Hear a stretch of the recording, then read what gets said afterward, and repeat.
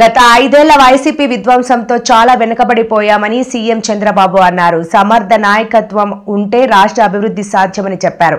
నెమ్మదిగా ఒక్కో సమస్యను అధిగమిస్తూ ఉన్నామన్నారు. సంపద సృష్టించాలి, ప్రజలకు పేదలకు పంచాలి.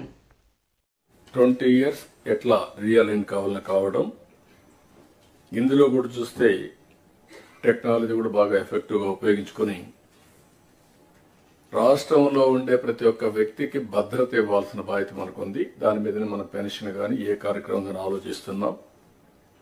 Family as a unit, minimum అవసరమైన house right, house, sustainable water, tap, gas, toilet, అదే మరి వీలైతే ఇంటి పైన సూర్యకర కరెంట్ తయారు చేసుకోవడానికి సోలార్ ప్యానెల్స్, ఇవన్నీ కూడా ఇండివిజువల్గా ఇవ్వడం. గ్రామంలో కూడా మనందరం కూడా ఆలోచించుకొని స్ట్రీట్ లైట్, రోడ్, డ్రైనేజ్, అదే మరిగా ఏదైతే garbage collection, circular economy integrate చేయడం, అల్టిమేట్గా wealthy, happy and healthy society create చేయడం మన ఆబ్జెక్టివ్గా మనం ముందుకు పోతున్నాం. ఒక పక్కన సాటిస్ఫాక్షన్, ఒక పక్కన ఇంకా యాంగ్జైటీ.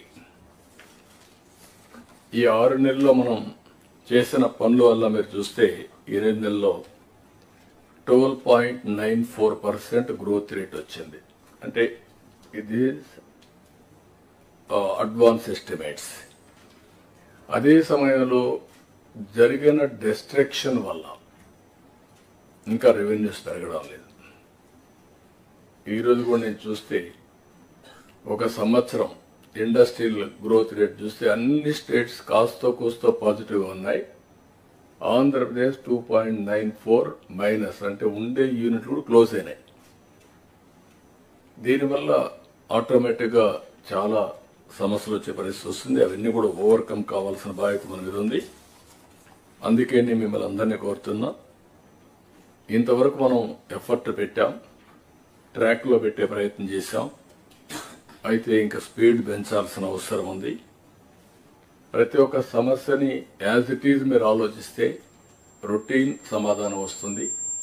అట్లా కాకుండా ఇన్నోవేటివ్గా ఆలోచించే పరిస్థితి రావాలి. ఇలాంటి సమావేశంలో మళ్ళీ మనందరం కలిసి కలెక్టివ్గా మేధోమథనం చేస్తే చాలా వరకు న్యూ ఐడియాస్ కూడా వస్తాయి. అందరిలో కూడా అనునిత్యం లెర్నింగ్ అనేది జీవితాంతం నేర్చుకోవాల్సిన అవసరం ఉంది. మాకు తెలుసు అనే అహం ఉంటే అక్కడి నుంచి మనందరం కూడా డిటరేషన్ స్టార్ట్ అవుతుంది. కాబట్టి ఈ విషయం కూడా మీరు గుర్తుపెట్టుకోవాల్సిన అవసరం ఉంది.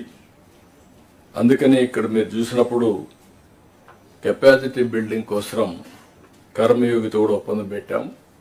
ట్రైనింగ్ కూడా మాడ్యూల్స్ తయారు చేశారు. మంత్రులు కానీ, సెక్రటరీస్ కానీ, మీ డిపార్ట్మెంట్ కానీ పర్ఫార్మెన్స్ అప్రైజల్ రావాలంటే, కరెక్ట్గా రావాలంటే డౌన్ బిలో ఉండే మెకానిజాన్ని మొత్తం మీ మెషినరీ అంతా కూడా గ్యారప్ చేయాల్సిన బాధ్యత ఉంది. దానికి కర్మయోగి ట్రైనింగ్ ఇన్స్టిట్యూట్ ఉపయోగపడుతుంది. మనం కూడా దాన్ని రీఎన్ఫోర్స్ చేయడానికి ఏమేం కావాలో చేస్తున్నాం. ఫైల్డ్ క్లియరెన్స్ పైన కూడా గవర్నమెంట్లో ఈరోజు ఆన్లైన్ ఫైల్స్ ఉన్నప్పుడు కొంతమంది వ్యక్తులు కానీ, సెక్రటరీలు కానీ ఇండెఫినెట్ టైం 1 year 6 months తీసుకునే పరిస్థితి వస్తున్నారు. 3 months అట్లా. అంత టైం మనం తీసుకుంటే ఏ విధంగా మీ నిర్ణయాలు సమర్థనీయం అనేది కూడా మనం ఆలోచించుకోవాల్సిన అవసరం ఉంది. ఇప్పుడు క్లారిటీ ఉంది. లాస్ట్ మైల్లో ఏ వ్యక్తి ఎన్ని రోజుల్లో ఫైల్ క్లియర్ చేశాడు కూడా క్లారిటీ వస్తుంది. ఎందుకు క్లియర్ చేయలేదు కూడా మీకు ఒక అవగాహన ఉంటుంది. హైరార్కీ వైజ్ మీరు చూసుకుంటే కన్సర్న్ మినిస్టర్స్కి ఆ డిపార్ట్మెంట్లో మొత్తం యాక్సెస్ ఉండే పరిస్థితి వస్తుంది. అదే సమయంలో కన్సర్న్ సెక్రటరీస్కి మీ డిపార్ట్మెంట్ అంతా ఉంటుంది. నాకైతే మొత్తం కూడా వచ్చే పరిస్థితి వస్తుంది. దయచేసి మనందరం ఫైల్స్ అన్ని కూడా వేగం పెంచాలి, డెసిషన్స్ తీసుకోవాలి. మొన్నే నేను ఆ డేటా కూడా జస్ట్ ఆ రోజు నాకు ఒక ఐడియా వస్తే రిలీజ్ చేశాను. అయితే ఇదేదో నేను కొంతమంది వ్యక్తుల్ని ఎత్తి చూపడానికి కాదు, వ్యవస్థని మెరుగుపరచడానికి, దీన్ని సమర్థవంతంగా ముందుకు తీసుకుపోవడానికి మనం ఆలోచిస్తున్నాం. ఇంకొక పక్కన మీరు చూస్తే వేరియస్ మోడల్స్ వచ్చాయి గవర్నమెంట్ ఆఫ్ ఇండియాలో. నీతి ఆయోగ్ మనం కూడా వచ్చినప్పుడు ఒకప్పుడు పీపీపీ మోడల్ ఉన్నాం, ఇప్పుడు వైబిలిటీ గ్యాప్ ఫండింగ్ ఇస్తున్నారు, ఎఫ్పిఓ వచ్చింది, ఎంఎస్ఎంఈలకు డెఫినేషన్ మార్చారు. ఇవన్నీ కూడా వచ్చినప్పుడు అవన్నీ కూడా ఏ విధంగా ఎవ్రీ డిపార్ట్మెంట్ ఏ విధంగా ఉపయోగించాలనో మనం ఉపయోగించే పరిస్థితి రావాల్సిన అవసరం ఉంది. గవర్నమెంట్ ఆఫ్ ఇండియాలో కూడా ఫస్ట్ మూవర్ అడ్వాంటేజ్ మనం తీసుకోవాలి. వాళ్ళ బడ్జెట్ మొత్తం మనం స్టడీ చేయాలి. ఎంతవరకు మనం ఫండ్స్ తెచ్చుకోగలుగుతామో, మనకు అన్యాయం జరగకుండా ఉండడం ఒకటి, మీరు ప్రోయాక్టివ్గా ఉంటే బెటర్ రిసోర్సెస్ తెచ్చుకోవడం రెండోది.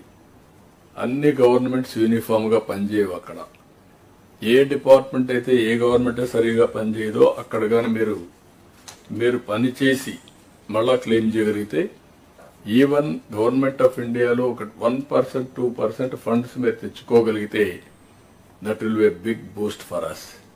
ఆల్ కార్యక్రమాలు ఇది మీరు ఆలోచించుకోవాల్సిన అవసరం ఉంది. అందుకని ఈ నెలలో కూడా నెక్స్ట్ మంత్ మార్చి లోపల ఆల్ డిపార్ట్మెంట్స్ మీరు ఖర్చు పెట్టవలసిందే ఖర్చు పెట్టి, యూసీలు ఇవ్వాల్సింది యూసీలు ఇచ్చి అదనంగా ఫండ్స్ రాబట్టే కార్యక్రమానికి కూడా శ్రీకారం చుట్టాలి. అన్స్పెంట్ బ్యాలెన్సెస్ గవర్నమెంట్ ఆఫ్ ఇండియాలో ఉంటే అవన్నీ కూడా మనం వర్కౌట్ చేసుకునే పరిస్థితి రావాలి. కేంద్రంలో కూడా అగ్రికల్చర్కు ప్రాధాన్యత ఇచ్చారు. నేను కూడా మన రాష్ట్రంలో నేను చూశాను.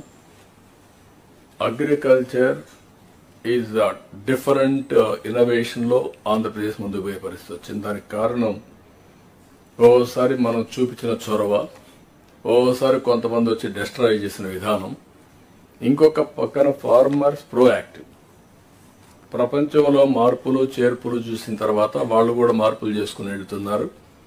అందుకే ఈరోజు ఆంధ్రప్రదేశ్లో మీరు చూస్తే ఒక పక్క అక్వాకల్చర్, ఒక పక్క హార్టికల్చర్, ఒక పక్క పామ్ ఆయిల్, ఒక పక్క coffee, all commercial crops we're moving forward. Natural farming లో కూడా వీఆర్ ఇన్ అడ్వాన్స్ స్టేజ్. మొన్న కూడా దావోస్ లో కూడా ఇవన్నీ చాలా వరకు పాజిటివ్ గా వచ్చే పరిస్థితి వచ్చింది.